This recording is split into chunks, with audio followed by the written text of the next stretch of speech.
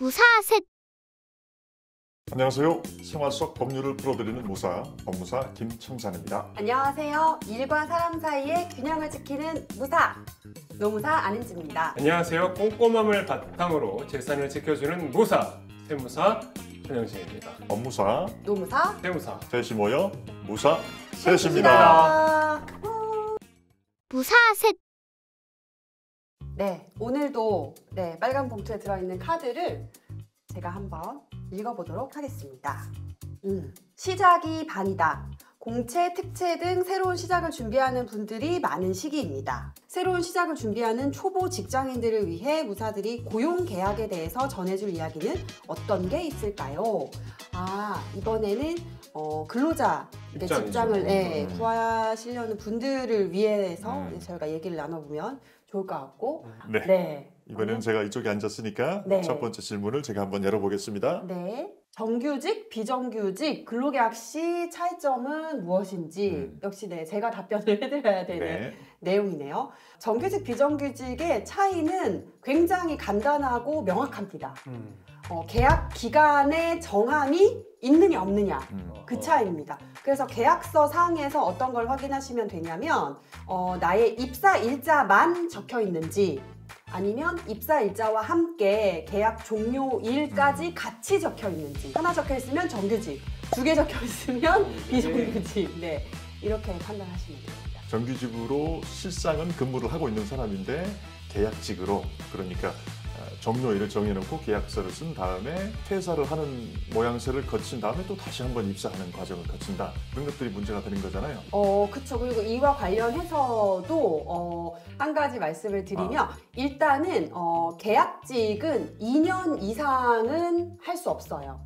2년 이상 계약을 하면 자동으로 정규직 전환이 됩니다. 법에 그렇게 나와 있거든요. 이거 하나 알아주시면 좋을 것 같고, 그런 경우가 있어요. 어떤 분들은 364일까지만 계약 기간을 해서 계약을 하는 경우도 있어요. 그리고 365일째에 다시 이제 계약 기간을 시작을 해서 또 364일 계약을 하고 그런 식으로 하는 경우도 있는데, 세부 내용을 따져봐야겠지만 소용이 없다. 형식적으로만 그렇게 하는 것은 소용이 없다. 실질이 중요하다. 근로의 실질을 가지고 파악한다.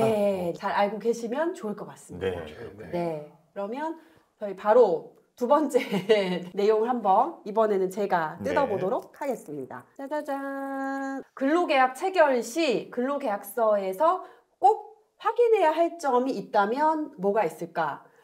두 분이 생각하시기에 꼭 확인해야 할 점 어떤 게 있을 것 같아요? 가장 중요한 것은 돈이겠죠. 맞습니다. 급여를 얼마를 어떤 기준에 의해서 지급하느냐. 그것이 가장 중요한 내용 아닐까요? 요즘에 돈도 굉장히 중요한데 근로 시간도 굉장히 많이 보시더라고요. 그래서 사실은 결론만 말씀을 드리면 그 근로계약서에 들어가는 내용이 사실은 다 중요해요. 너무 교과서 같은 공문 연답이네. 얘기긴 하지만 다 중요한데, 일단은 근로 장소도 중요하고요. 그 다음에 직무의 내용도 중요합니다. 나의 직무 범위를 벗어나는 일을 갑자기 사업주가 요구를 했을 때 우리가 계약한 건 그게 아닌데요? 이런 것과 관련해서도 분쟁 발생이 많이 되고 있거든요. 그 다음에 말씀하셨던 근로 시간, 그 다음에 휴게 시간도 몇 시부터 몇 시까지로 설정이 되어 있는지, 특히 휴게 시간. 그렇죠. 뭐니 해도 가장 중요한 것은 머니입니다. 그래서 임금이 얼마이고 내 임금이 어떻게 구성되어 있는지, 임금 구성 항목도 꼼꼼하게 체크를 잘 하셔야 됩니다. 임금 구성 항목이라고 하는 건 어떤 걸 말씀하시는 거죠? 임금이 그냥 단순하게 월급이 만약에 300만 원이라고 하면 기본급 300만 원 이렇게 계약서가 세팅되어 있는 경우도 있을 건데, 대부분의 사업장들은 월급이 300만 원이라고 하면 기본급 250만 원, 식대 20만 원, 그 외에 고정 연장 근로수당이라는 게 있을 수가 있고, 차량 유지비도 있을 수가 있고 그렇죠. 직책 수당도 있을 수가 있고 그런 여러 가지 항목들이 있을 거예요. 그 각각의 항목들에 얼마가 배정이 되어 있는지, 특히나 뭐 고정 연장 근로 수당이라던가 고정 휴일 근로 수당이라던가 그런 것들이 세팅이 되어 있다라고 하면 그 수당에 배정된 시간이 몇 시간인지 이런 것들도 꼼꼼하게 확인을 하셔야 됩니다. 관련해서 이제 좀 여쭤보고 싶은 게 하나 생겼는데 네. 이제 그 건설 현장 같은 데서 뭐 일당 잡부로 이렇게 일을 했었던 경험에 비추어 보면 이제 밤에 야근을 한다든지 네. 정해져 있는 원래의 시간 외의 시간에 근무를 하면은 전문용어로 한 대가리 더 쳐준다 그러잖아요. 공수라고 해가지고 네, 기본적으로 시급이 정해졌던 것보다 뭐 1.5배 또는 뭐 2배 네. 그렇게 지급하는 것들이 있던데 네, 그게 네. 어떤 법적인 근거를 가지고 있는 겁니까? 오, 그렇죠. 일단은 조금만 딥하게 하지만 심플하게 설명을 드리면 우리가 그 언론 매체 같은 데서 뭐 주 52시간 이런 용어들 많이 접하시잖아요. 그게 사실은 법적인 기준에 의한 거예요. 우리 법적으로는 일주일에 40시간 이상은 근무를 할 수가 없습니다. 그게 하루로 따지면 8시간이에요. 5/40? 네, 이제 주 5일제를 하고 있기 때문에 하루에 8시간 이상은 근무를 할 수가 없고 일주에 40시간 이상은 근무를 할 수가 없어요. 그게 법정 근로 시간이거든요. 그 기본 근무 시간 40시간 외에 연장 근로를 한다면 그거는 일주에 12시간까지는 허용을 해주겠다. 그래서 두 개를 합치면 일주 52시간이 되는 거고 그렇구나. 그래서 뭐 연장 근로든 뭐든 어쨌든 일주에 52시간을 초과해서는 근로를 시킬 수 없다라는 거를 법으로 정하고 있습니다.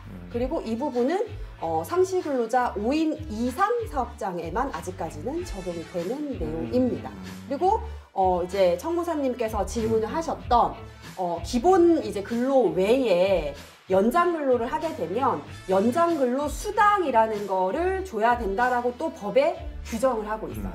그게 이제 흔히 말하는 1.5배 쳐서 주는 거 연장 근로에 대해서는 그렇지만 연장 근로 수당도 상시 근로자 5인 이상 사업장에만 적용이 되는 내용이고 5인 미만 사업장은 뭐 52시간을 하더라도 그러니까 40시간 또는 하루 8시간 넘는 근로를 하더라도 그냥 그 일한 시간에 대한 급여만 책정을 해서 주면 된다. 네, 라는 거. 그러면 마지막 이제 예. 세 번째 질문을 한번 네, 넘어가 보도록 제가 하겠습니다. 떼드리겠습니다. 짜자잔. 복잡하고 헷갈리는 4대 보험. 그것이 알고 싶다. 제가 뭐 간단하게만 그냥 정리를 또 한번 해볼게요. 일단 4대 보험이라고 하면 4대니까 4개잖아요. 네. 고용보험, 산재보험, 그다음에 건강보험, 국민연금 이렇게 4대입니다. 그래서 고용보험을 말 그대로 우리가 실업급여 얘기 되게 많이 하잖아요. 그 실업급여 재원이 이제 고용보험으로 마련이 되는 거예요. 산재보험 같은 경우에는 근로자가 일을 하다가 다쳤을 때 국가에서 뭐 이렇게 여러 가지 지원을 해주잖아요. 그 산재 처리에 소요되는 그런 비용들의 재원이 되는 게 산재보험이고 산재보험 같은 경우에는 보험료를 사업주만 부담을 합니다. 근로자는 산재보험료를 내지는 않습니다. 그 다음에 건강보험은 뭐 근로자도 그렇고 사업주도 그렇고 어쨌든 어딘가에 이렇게 직장에 소속이 돼서 일을 하시는 분들은 뭐 외국인이건 뭐 여튼 근로 형태나 여러 가지에 상관없이 거의 필수 의무적으로 가입될 수밖에 없는 보험이 이제 건강보험이다라고 보시면 되고 국민연금은 말 그대로 그래서 우리 근로자분들 특히 이제 젊으신 분들은 내가 나중에 내 노후가 됐을 때 이 연금을 받을 수 있을 것인가 없을 것인가를 되게 많이 고민하면서 아깝다 이렇게 말씀하시는 보험 중에 하나인데 여튼 이제 노후 생활을 국가에서 보장해 주기 위한 사회보험의 일종으로 부담을 하고 있는 보험 중에 하나죠. 이 방송을 보시고 이제 구독자 여러분께서 궁금하신 다른 사항들이 있으시면 댓글로 올려주시면 저희들이 참고해가지고 다음 방송을 촬영할 때 되도록이면 반영해서 궁금하신 부분들을 같이 다뤄드리도록 하겠습니다. 유익한 내용으로 다시 한번 찾아뵐 것을 약속드리면서 또 인사를 해야 될 시간이 온 것 같습니다. 네. 지금까지 법무사 김청산, 노무사 안은지, 세무사 전영진. 셋이 합쳐 무사 셋이었습니다. 무사 셋